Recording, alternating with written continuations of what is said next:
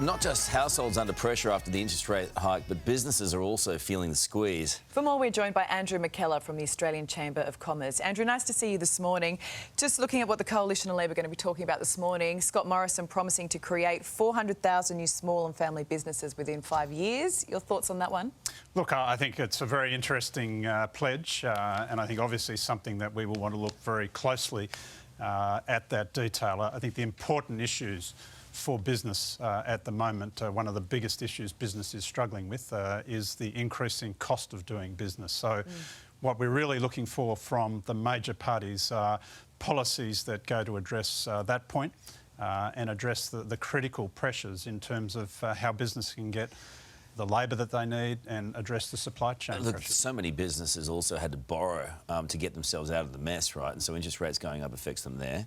It also affects costs in supply, costs in producing, and then they've got their own private costs at home going up. It's pretty tough for them. Do you know, I mean, that announcement by Scott Morrison is a little bit overindulgent.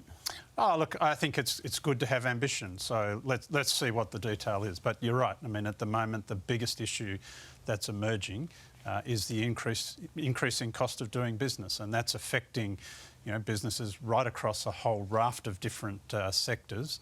I think in the last 3 months we saw that nearly 3 out of 5 businesses faced costs going up more than usual. And of course, all those costs, they do get passed on to customers. But just in reading too, you've got several unions this morning coming out saying, look, they're going to be pushing for annual pay rises of above 5%. You can understand why when you see where inflation is at, but that becomes a tricky balance, doesn't it? Absolutely. We have to be very careful that we don't get into a situation here where prices are rising, wages are chasing those prices, and then we're seeing that feeding into higher and higher interest rates. And that's really a recipe that we want to avoid. The only way, I mean, of course, people want pay rises and businesses are happy to provide pay rises, but they have to be underpinned by productivity. The UK is going through that at the moment. It's an absolute mess, isn't it? Which industries do you think are struggling at the most? Oh, look, I think at the moment, if you look at what's happening in terms of cost of doing business, accommodation is an area where pressures are rising, manufacturing, retail trade, construction, and a lot of these sectors have been the ones that have really struggled the most through the pandemic. So what's the end? I mean, how long are we talking here? I mean, there's no clear end in sight to supply issues. We're talking years? I think that there's no quick fix with supply chain.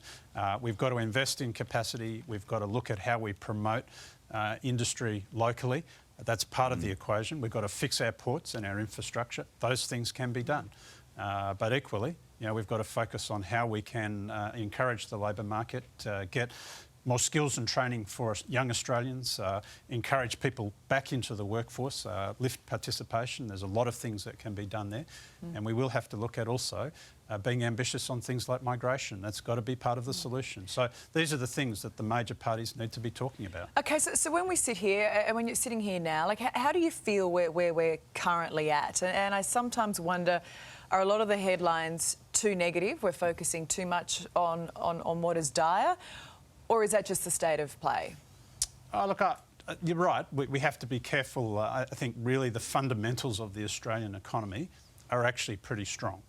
But we've got some pressure points there. And it's important that, going forward, that we do see the major parties putting forward a plan that they can implement in the next 3 years that will address those critical pressure points. Andrew, really good to talk to you. Thanks for coming today. Thanks so much. Appreciate it.